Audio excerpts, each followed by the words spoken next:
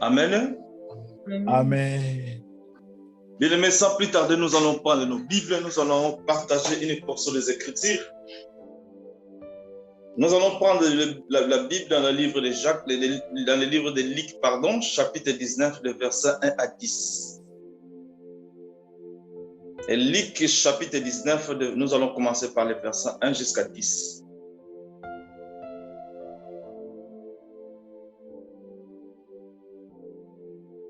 Alléluia. Alléluia. Je vais lire au nom de Jésus. Jésus étant entré dans Jéricho, traversait la ville, et voici un homme riche appelé Zachée, chef de publicain, cherchait à voir qui était Jésus. Mais il ne pouvait y parvenir à cause de la foule, car il était de petite taille. Il courut en avant et monta sur un sycomore pour le voir, parce qu'il devait passer par là.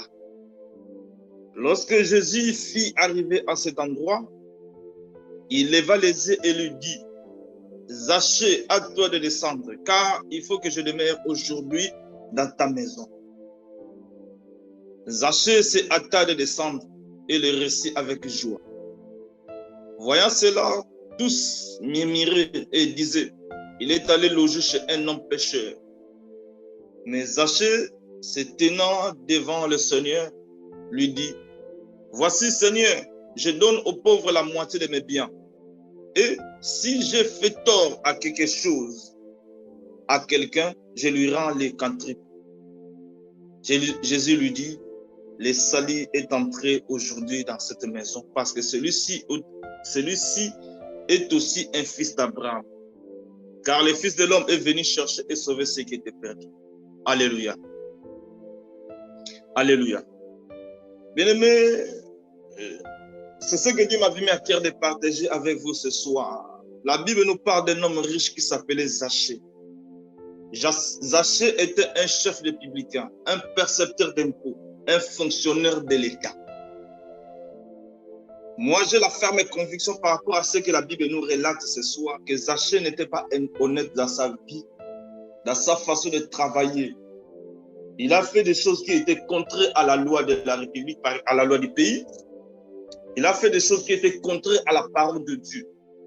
Rentré en lui-même, il s'est culpabilisé. Pourquoi? Parce qu'il avait entendu parler de Christ.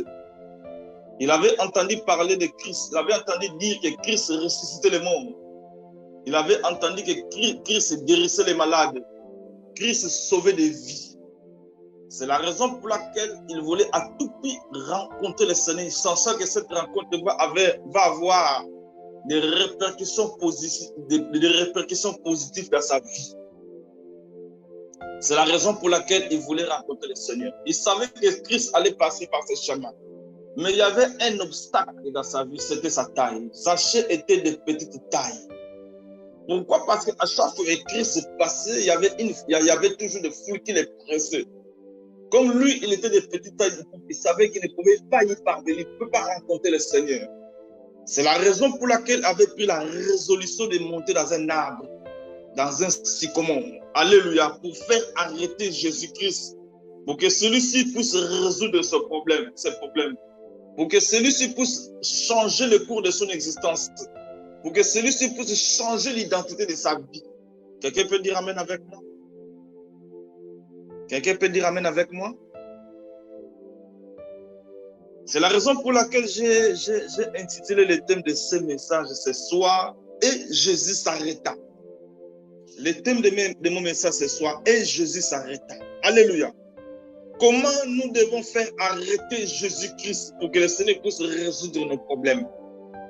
C'est ce que fit Zachée dans sa marche sur la terre des hommes. Alléluia.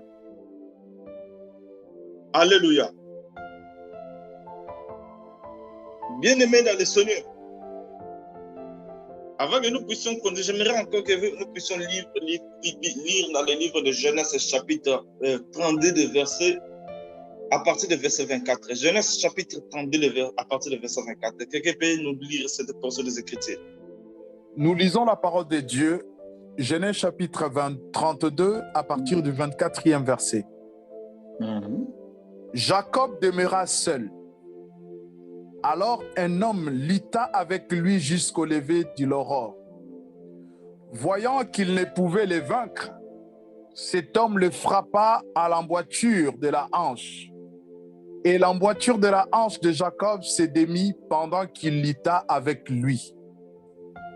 Il dit, « Laisse-moi aller, car l'aurore s'élève. » Et Jacob répondit, « Je ne te laisserai point aller, que tu ne m'aies béni. » Il lui dit, « Quel est ton nom? » Il répondit, « Jacob. » Il dit encore, « Ton nom ne sera plus Jacob, mais tu seras appelé Israël, car tu as lutté avec Dieu et avec des hommes, tu as été vainqueur. » Jacob l'interrogea en disant, « Fais-moi, je te prie, connaître ton nom. » Il répondit, « Pourquoi demandes-tu mon nom? » Et il les bénit là.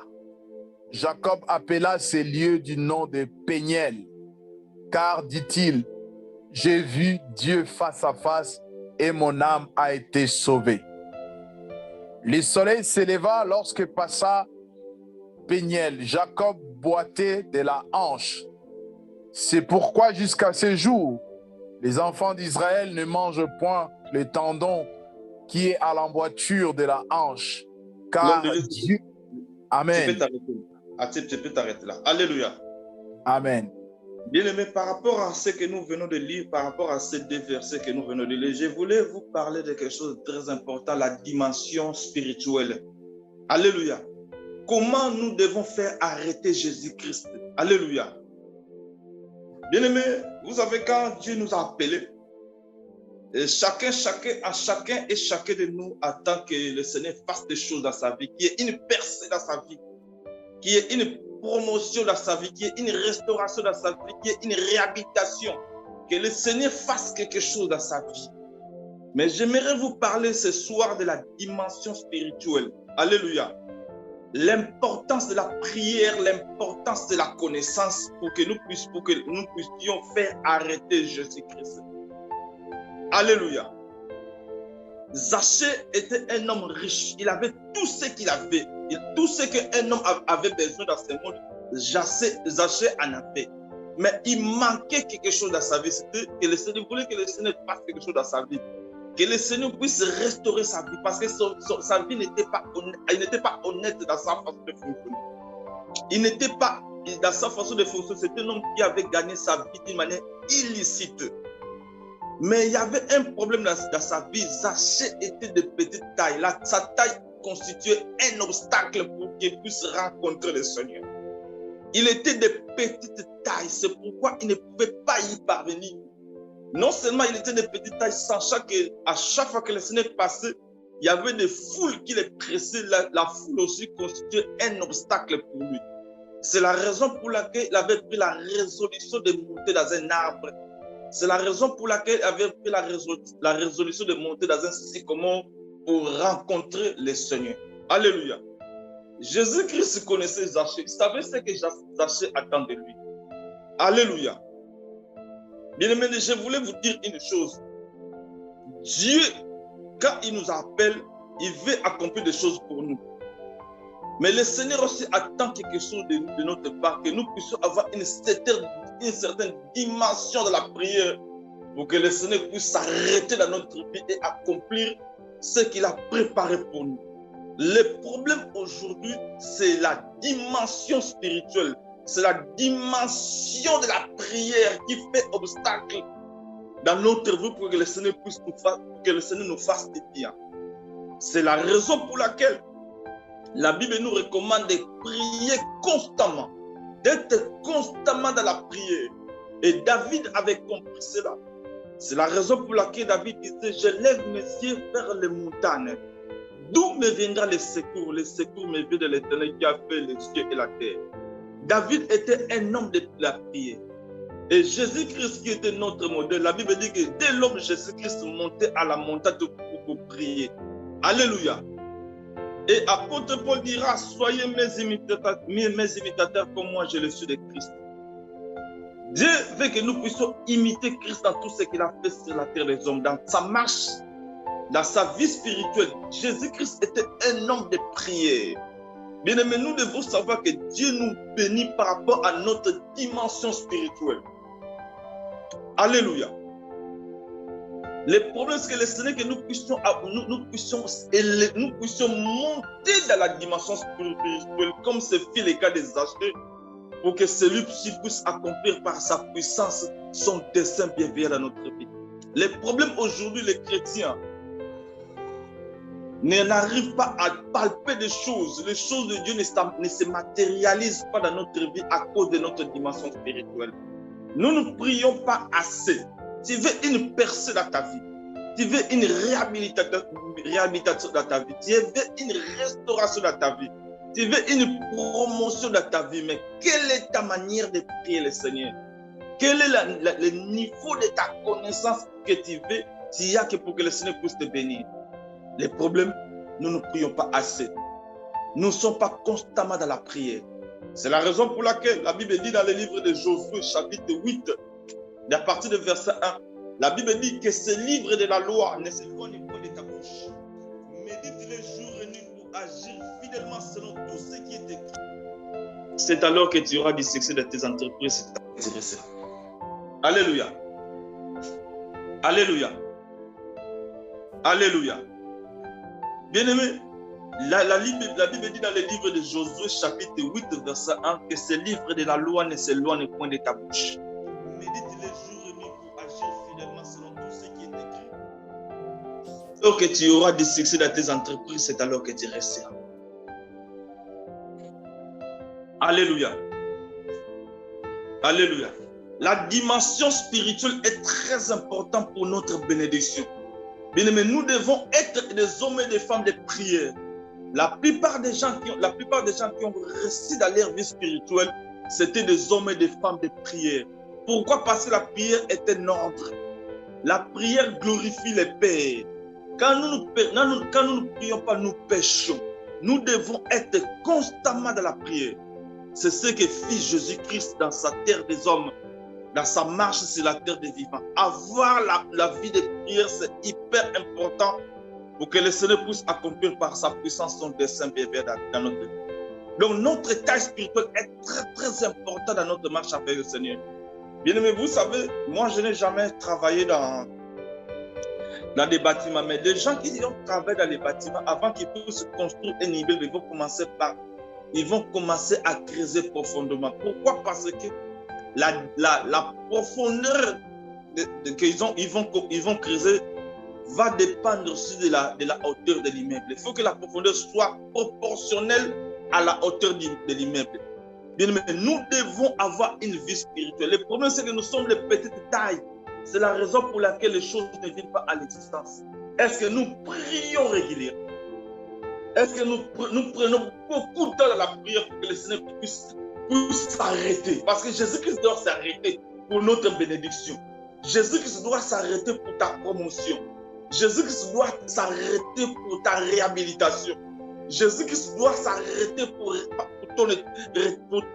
ton rétablissement. C'est important, bien aimé de le Seigneur, d'avoir une vie de prière, une vie constante dans la prière. Quelqu'un peut dire amen avec moi. Quelqu'un peut dire amen avec moi.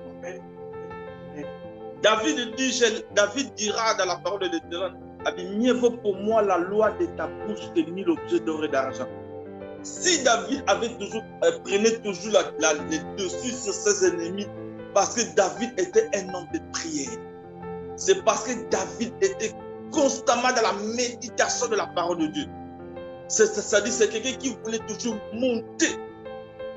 Alléluia. Et Dieu agissait toujours à sa faveur par rapport à sa dimension spirituelle. Aujourd'hui, l'Église ne grandit pas. L'Église n'a pas la vie spirituelle.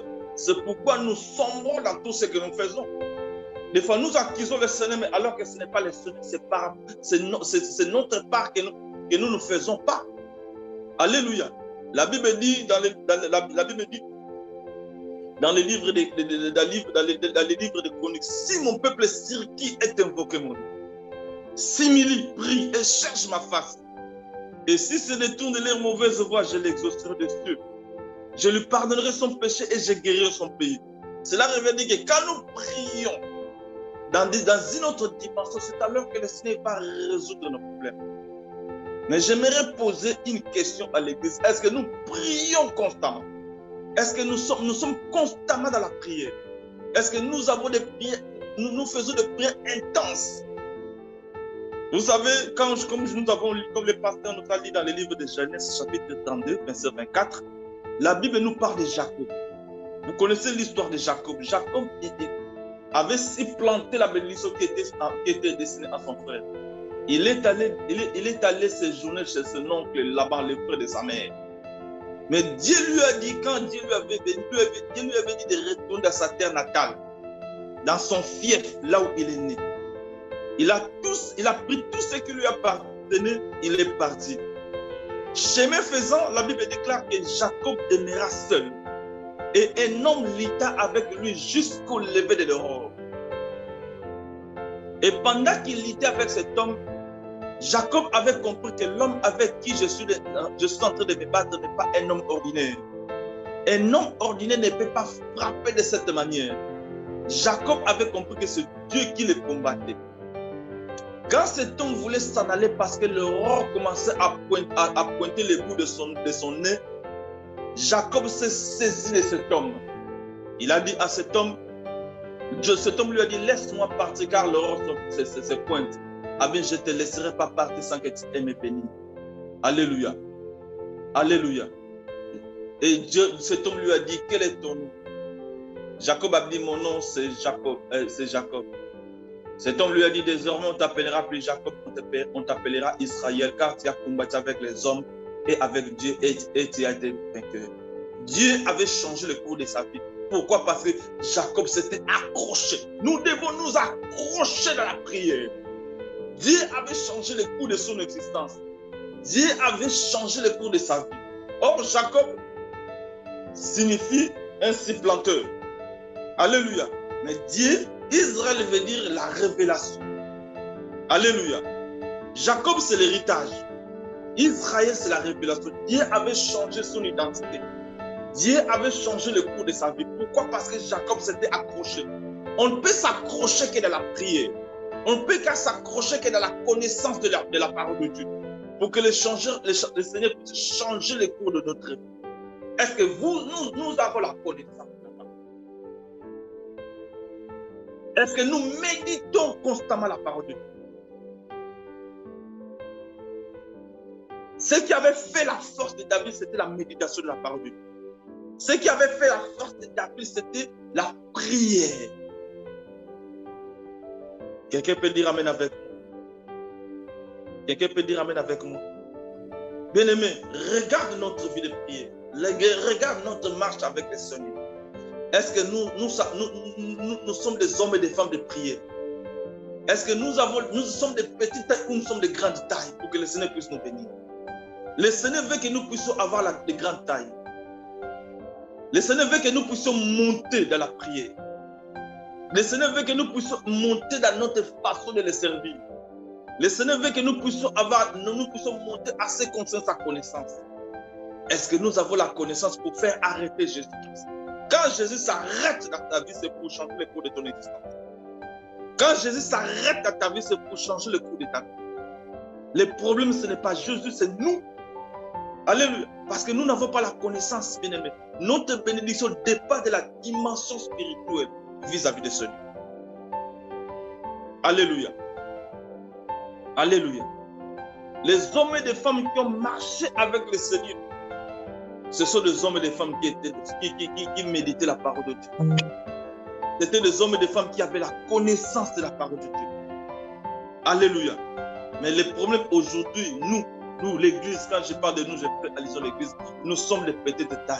C'est pourquoi nous ne pouvons pas rencontrer le Seigneur par rapport à ce que nous attendons de sa part. C'est pourquoi le Seigneur ne peut pas nous voir. Parce que nous sommes de petites tailles.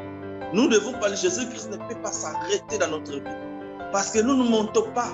nous sommes les petits tailles. Il faut que nous puissions monter. Alléluia. Alléluia. C'est la raison pour laquelle David dira, mieux vaut pour moi la loi de ta bouche que 1000 objets d'or et d'argent. Alléluia. David connaissait l'importance de la prière dans sa marche avec le Seigneur. Quelqu'un peut dire amen avec moi. Quelqu'un peut dire amen avec moi. C'est la raison pour laquelle j'ai intitulé le thème de mon exhortation ce soir. Et Jésus s'arrêta. Quand est-ce que Jésus peut s'arrêter? Alléluia. Alléluia. Bien-aimés, par ricochet, j'aimerais vous parler de nom dans le livre de Jean chapitre 9. Dans le livre de Jean chapitre 9, à partir de verset 1, on parle d'un homme aveugle de naissance. Vous connaissez l'histoire. La Bible dit, alors que Jésus-Christ était avec ses disciples, la Bible dit que Jésus-Christ voya un homme aveugle de naissance. Ses disciples lui firent cette question en disant, Seigneur, qui a péché, lui ou ses parents, pour qu'il soit né aveugle? Jésus-Christ leur avait répondu en disant, ce n'est pas parce que lui ou ses parents aient péché, mais c'est pour que les œuvres de Dieu soient manifestées en lui. Pendant que je suis dans le monde, je suis la lumière du monde. Vous connaissez l'histoire de cet homme. Jésus-Christ avait guéri cet homme. Alléluia. Mais quand j'ai médité cette portion des Écritures, je me suis posé des questions. Je me disais, mais pourquoi Jésus-Christ avait entendu tant d'années pour qu'il puisse guérir cet homme de sa cécité? Parce que cet homme, il était aveugle de naissance. Il est sorti de sa maternelle. Il n'a jamais vu le visage de ses parents, ni de ses frères de ses frères et sœurs. Il a grandi comme ça jusqu'à ce qu'un jour, Jésus-Christ avait guéri sa cécité. Jusqu'à ce que le jour où Jésus-Christ avait ouvert ses yeux. Mais pourquoi Dieu avait entendu tant d'années? Parce que la Bible dit qu'il était devenu un homme. Mais pourquoi Christ n'avait pas guéri cet homme pendant qu'il était encore enfant? Pourquoi Christ n'avait pas guéri cet homme pendant qu'il était encore adolescent? Pourquoi Christ n'avait pas guéri cet homme pendant qu'il était adolescent, mais il a attendu que cet homme puisse avoir un certain âge pour le guérir? Pourquoi? Parce qu'à cet âge, Jésus-Christ savait que cet homme pouvait apprécier, il pouvait conserver et il pouvait témoigner de sa guérison. Alléluia. Cela avait dit que cet homme avait grandi. Quelqu'un peut dire amen avec moi? Quelqu'un peut dire amen avec moi? Alléluia. Le Seigneur veut que nous puissions grandir. Le Seigneur veut que nous puissions pas avoir de petites tailles, que nous puissions monter. Or, on peut que monter à connaissance. On peut que monter dans la prière. Alléluia. Et cet homme commençait à confronter le docteur de la loi. Il commençait à parler avec certitude ce qui s'était passé dans sa vie. Or, pendant qu'il était adolescent ou pendant qu'il était un enfant, il ne pouvait pas le faire. Quelqu'un peut dire amen avec moi? Bien-aimé, le Seigneur veut que nous puissions monter. Que nous puissions monter dans notre façon de servir. Que nous puissions avoir une autre dimension. Or, on peut avoir cette dimension qui est dans la prière, être constamment dans la prière, avoir des prières intenses, avoir la connaissance de sa parole. C'est alors que le Seigneur verra que maintenant, par rapport à ce qu'il est devenu aujourd'hui, je peux le guérir. Par rapport à ce qu'il est devenu aujourd'hui, je peux le réhabiliter. Je peux lui donner une percée. Je peux lui donner une promotion. Pourquoi? Parce qu'il a grandi. Il n'est plus de petite taille. C'est ça le mal de l'Église. C'est ça les choses qui rongent l'Église toujours. Quelqu'un peut dire amen avec moi? Quelqu'un peut dire amen avec moi? Pasteur Léo dit amen. Alléluia. Alléluia. Alléluia. Amen. Et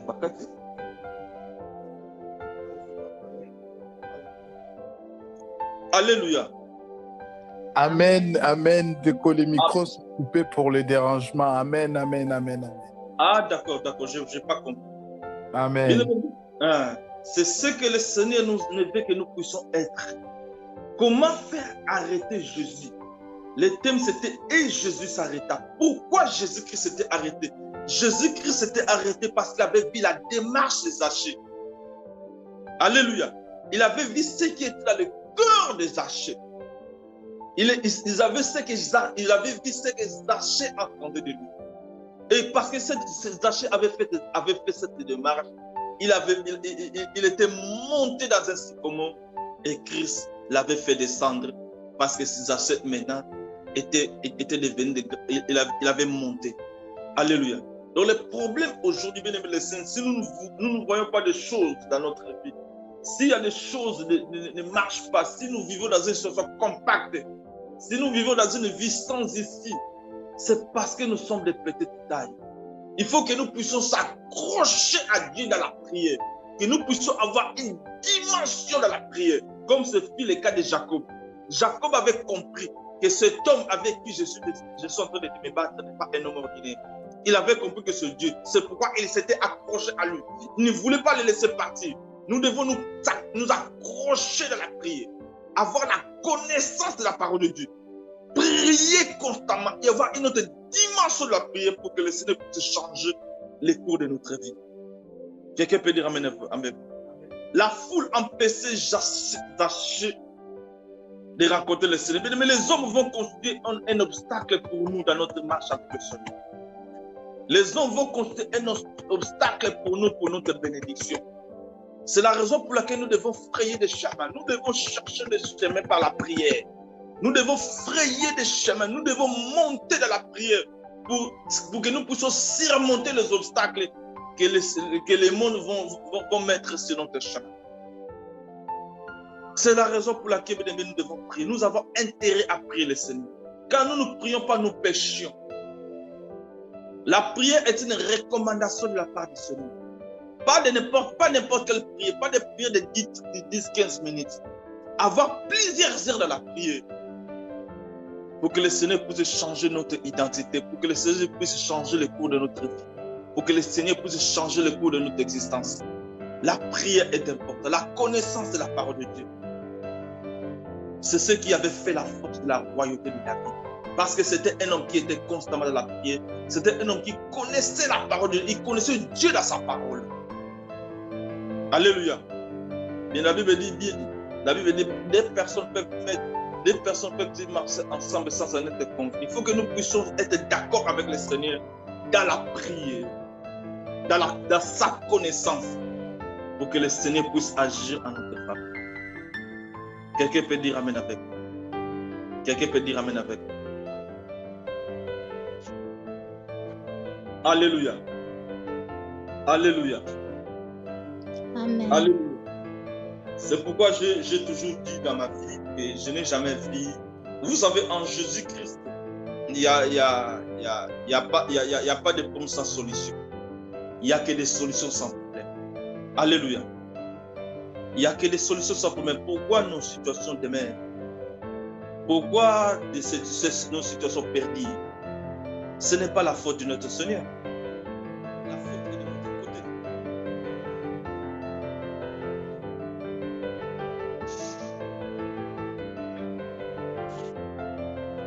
La faute est de notre côté. Alléluia. Vous savez bien aimé, quand j'étais à Kinshasa avant de venir en Europe, après ma sortie de l'hôpital, j'étais très souffrant dans mon corps.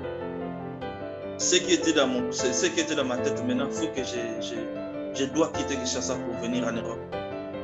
Parce qu'une fois en Europe, j'aurai la possibilité de me faire soigner pour que je puisse reprendre toutes mes facultés. J'étais tellement malade. Mais un jour, à Bandal, on était dans la prière. Pendant qu'on était dans la prière, le Seigneur a révélé une sœur. Avait dit à mon fils Blanchard, le voyage c'est un acquis pour lui. Mais les problèmes, il doit monter. Alléluia. Les problèmes, il doit monter dans la prière. Les problèmes, il doit méditer la parole de Dieu, avoir ma connaissance. C'est alors qu'il va quitter Kinshasa. Bien aimé le Seigneur. Quand j'avais changé ma dimension de prière, quand j'avais commencé à méditer la parole de Dieu, bien aimé, quelques temps après, j'avais quitté Kinshasa. Parce que ce qui intéressait Dieu, ce n'était pas le voyage. Ce qui intéressait les dieux, c'était ma dimension spirituelle. Ce qui intéressait de Dieu, c'était la connaissance que je vais emmagasiner en moi. Alléluia. C'est la raison pour laquelle je voulais ce soir vous montrer au travers de cette parole que nous venons de lire, l'importance de la prière dans notre marche avec le Seigneur. L'importance de la méditation de la parole de Dieu. C'est la raison pour laquelle la Bible déclare, il arrivera dans la suite des temps. La maison de l'Éternel sera fondée au sommet de la montagne. Ça, c'est une autre dimension. C'est là où que Dieu attend notre sœur Nadette. C'est là où que Dieu attend notre frère Odon. Dieu ne te voit pas au bas de la montagne. Dieu te voit au sommet de la montagne, mais toi, tu es encore au bas de la montagne. C'est ça qui pose problème. Dieu t'attend au sommet de la montagne, mais toi, tu es au bas de la montagne. C'est ce qui pose problème dans ta relation avec le Seigneur. Tu viens le matin, tu pries 10 minutes, après tu sors. Or, Dieu veut que tu puisses commencer à prier à partir de 4 h du matin jusqu'à 5 h du matin. Après, tu vas prendre ta douche et sortir, aller travailler. Mais toi, tu prends 20 minutes, 15 minutes de prière. Or, notre bénédiction est proportionnelle à notre vie spirituelle. Bien aimé, vous savez, les choses saintes les choses spirituelles sont précieuses. Christ avait dit dans sa parole, on ne donne pas les choses saintes aux chiens. Cela ne veut dire que nous ne sommes pas des chiens, mais le problème c'est que les gens qui prennent des choses de Dieu à la légère. Quand tu prends 10 minutes, 15 minutes à la prière, tu prends les choses de Dieu à la légère. Alléluia. Quand tu prends 10 minutes, 15 minutes à la prière, tu prends les choses de Dieu à la légère. C'est la raison pour laquelle la Bible déclare, maudit soit celui qui prend à la légère les choses de Dieu. Maudit soit celui qui prend à la légère les choses spirituelles. Les choses spirituelles sont tellement précieuses aux yeux de l'Éternel. Or, ce qui est précieux aux yeux de l'Éternel, c'est notre dimension de la prière. Ce qui est précieux aux yeux de l'Éternel, c'est notre connaissance. Est-ce que toi, tu as la connaissance? Alléluia. Vous allez comprendre par rapport à ce que nous venons de lire dans le livre de Jean, chapitre 9 à 1. Quand cet homme était guéri de sa cécité, quand cet homme était guéri de son aveuglement, il avait fait de sa maladie un moyen d'évangélisation. Alléluia. Il avait fait de sa maladie, de sa guérison, un moyen d'évangélisation. Quelqu'un peut dire amen avec nous. Parce que cet homme avait atteint une autre dimension. Bien-aimé, l'église sera remplie pas seulement au travers de pasteur Léon. L'église ne sera pas remplie pas seulement au travers des frères Odon. L'église, c'est nous tous. La Bible dit, car vous êtes des corps de Christ, vous êtes ses membres, chacun pour sa part. Bien, il faut qu'il y ait la complémentarité à l'église. Que chacun puisse jouer sa partition à l'église. Gagner les âmes n'est pas seulement une responsabilité pasteur. Mais quelle est la personne qui peut gagner les âmes? C'est quelqu'un qui a une certaine dimension spirituelle. C'est quelqu'un qui a une grande taille. C'est quelqu'un qui a la connaissance. Alléluia. C'est alors que l'église sera remplie. C'est alors que l'église sera mûre. Alléluia. Bien aimé, nous devons faire arrêter Jésus. Alléluia. Alléluia. Quelqu'un peut dire amen avec nous. Amen. Amen. Amen. Bien-aimé, c'est ce que le Seigneur nous a parlé ce soir. Nous devons faire arrêter Jésus. Bien-aimé, les hommes vont constituer un obstacle pour nous à partir du moment où nous n'avons pas la connaissance de la parole de Dieu. Les hommes vont constituer un obstacle pour nous à partir du moment où nous n'avons pas une vie spirituelle. Nous n'avons pas une dimension spirituelle. Nous ne sommes pas constamment dans la prière. Nous devons s'accrocher à Dieu par la prière. Peu importe le temps, peu importe les circonstances, qu'il pleuve, qu'il neige, Bien-aimé, priez à tout moment. Cherchez la face du Seigneur dans la prière. Parce que je sais que celui qui nous a appelés est fidèle. Il répondra par rapport à nos requêtes. Il va résoudre nos problèmes. Il va faire en sorte que tout ce que nous attendons de sa part soit matérialisé, soit palpable et tangible. C'est par la prière. Parce que la prière est une arme. Des hommes et des femmes, comme je vous ai dit, qui ont resté dans leur vie spirituelle, c'était des hommes et des femmes de prière. C'était des hommes et des femmes qui avaient toujours la connaissance de la parole. Bien, mais quand je dormais à l'église, comme je ne faisais absolument rien, j'étais sous traitement, je passais tout mon temps à méditer la parole de Dieu. À tel point que je suis assis comme tout le monde, mais la personne qui est en train de prêcher, il est en train de prêcher, mais il veut s'appuyer à un verset. Il me demande, Blanchard, mais le verset que toi tu dis souvent là, est-ce que tu peux me le répéter en pleine prédication? Pourquoi? Parce que je passais mon temps à méditer la parole de Dieu. Alléluia. La parole de Dieu est très importante. La parole de Dieu, c'est le nez de la vie chrétienne. La prière, c'est le nez de la vie chrétienne. Et Zachée avait compris cela, qu'il doit monter pour rencontrer cet homme. Parce qu'il sait qu'en rencontrant cet homme, sa vie ne sera pas la même. Mais nous voulons que notre vie soit changée. Change ta vie de prière. Tu veux que ta vie soit changée. J'aimerais que tu puisses amender ta façon de méditer la parole de Dieu. C'est la raison pour laquelle David dira, je serre ta parole dans mon cœur comme... Je serre ta parole dans mon cœur afin de ne pas pécher contre toi. Je me réjouis de ta parole comme celui qui a trouvé un grand butin. David faisait de la parole de Dieu les délices de son cœur. C'est ce qui avait fait la force de sa royauté. C'est pourquoi ses ennemis ne pouvaient pas les dompter. Ses ennemis ne pouvaient pas prendre les décisions sur lui à cause de la connaissance, à cause de la vie de prière. Alléluia. Ta vie sera rayonnante à cause de la vie de prière. Ta vie sera rayonnante à cause de la connaissance que toi tu as. Quelqu'un peut dire amen avec moi. Quelqu'un peut dire amen avec moi. Est-ce que toi tu peux faire arrêter Jésus aujourd'hui? Est-ce que tu peux faire arrêter Jésus-Christ? Parce que Jésus est en train de passer. Jésus est en train de passer. Est-ce que tu peux faire arrêter Jésus-Christ?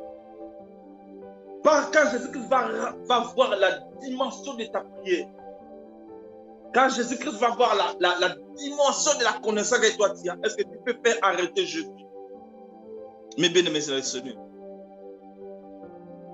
Bien aimé, j'ai toujours partagé des choses avec le pasteur Léon. J'ai toujours partagé des choses avec Jacques par rapport à mon expérience dans le Seigneur. Bien aimé, vous savez, j'ai travaillé dans une église. Aujourd'hui, l'église est en état de dislocation. Pourquoi? Ce que j'avais constaté pendant que j'ai travaillé dans cette église, il n'y avait pas une vie de prière. Alléluia. Il n'y avait pas une vie de prière. Il y avait beaucoup de distractions à l'église. Les gens étaient plus dans les distractions que dans la vie de prière. Les gens étaient plus dans la distraction que dans la méditation de la parole de Dieu. Des fois, quand je conduisais l'église, je posais des questions par rapport à la méditation du jour. C'était plus le mercredi et le vendredi. À la fin, des fois, les gens me disent, mon blanc, vous comprenez? J'avais compris que les gens ne méditaient pas la parole de Dieu. C'est la raison pour laquelle l'église est dans cet état. Alléluia.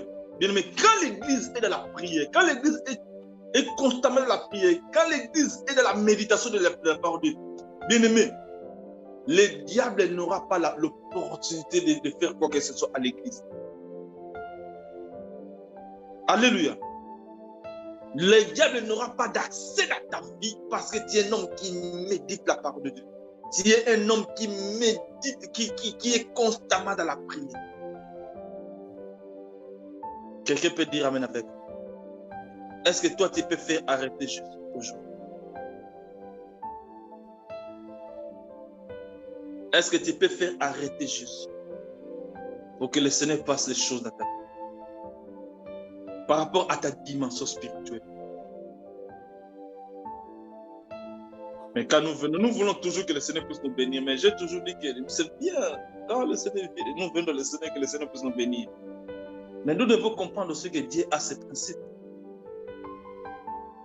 Alléluia. Il y a des principes que nous devons respecter pour que ces bénédictions soient palpables et tangibles dans notre vie, pour que le Seigneur fasse des choses dans notre vie. Dieu a ses principes. Alléluia. Bien aimé, vous savez, quand cet homme avait, la Bible dit dans le livre de Jean, de Luc chapitre 19, et dans le livre de Jean chapitre 1, quand cet homme avait atteint l'âge, la Bible dit que Jésus-Christ était sur son chemin. Alléluia. Quand cet homme avait l'âge, la Bible dit que Jésus-Christ était sur son chemin. Alléluia. Parce que Christ n'a jamais été en retard ni en avance. Il fait toutes choses bonnes en son temps. Alléluia. Il nous bénit au moment propice. Mais il veut que nous puissions monter. Alléluia. Le Seigneur veut que nous puissions monter. C'est alors qu'il va nous faire arrêter Jésus. Et Jésus s'arrête. Alléluia. Alléluia. Tous ensemble, nous allons élever nos voix, nous allons prier le Seigneur. J'aimerais que nous puissions prier le Seigneur. Alléluia. Que chacun puisse dire à Dieu, Seigneur, tu m'as parlé ce soir.